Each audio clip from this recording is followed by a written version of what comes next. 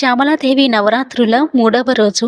ఈ రోజు చెప్పబోయే విషయం చాలా మందికి తెలియని, కానీ తెలిసిన వాళ్ళ జీవితం మారిపోయిన శ్యామలాదేవి అత్యంత రహస్యమైన మహిమ. మొదటి రహస్యం, శ్యామలాదేవి మాట్లాడదు, కానీ మాటను పాలిస్తుంది. అమ్మవారి ముందు అబద్ధం మాట్లాడితే ఆ మాట తిరిగి మీకే శాపంగా మారుతాయని పురాణ శాస్త్రాలు చెప్తున్నాయి. అందుకే న్యాయస్థానాల్లో, గురువుల వద్ద, మంత్ర సాధనల్లో శ్యామలాదేవి పేరు చాలా భయంతో పలుకుతారు.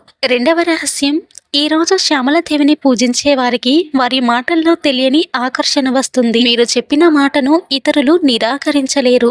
మీ మాటకు బరువు వస్తుంది. మీ నిజాయితీకి గుర్తింపు వస్తుంది. కానీ చెడు మాటలు మాట్లాడే వారికి, అబద్ధాలు చెప్పేవారికి ఈ శక్తి తిరగబడుతుంది.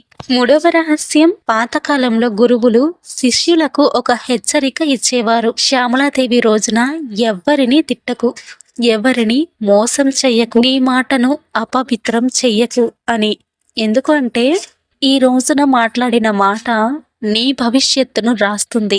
కాబట్టి ఈ రోజున మంచి మాటలు మాట్లాడటానికి ప్రయత్నించు అని చెప్పేవారట. శ్యామలాదేవి నవరాత్రుల్లో మూడవ రోజు సంకల్పం ఈ రోజు ఇలా చెప్పుకోండి. అమ్మా శ్యామలాదేవి, నా మాటకు శక్తి ఇవ్వు. నా మాటతో ఎవరికి బాధ కలగనివ్వకు. నా నోటి నుంచి సత్యమే పలికేలా దీవించు. ఓం శ్యామలాయై నమః.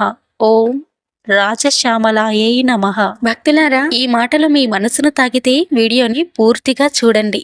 ఒకసారి ఓం శ్యామలాయై నమః అని కామెంట్ చేయండి. మీ జీవితంలో మాటకు శక్తి రావాలని కోరుకుంటే షేర్ చేయండి. రేపు 4వ రోజు శ్యామలాదేవి చూపుతో భయాలు ఎలా నశిస్తాయో చెప్పబోతున్నాను. ఇంకా ఛానల్ని సబ్స్క్రైబ్ చేసుకోకపోతే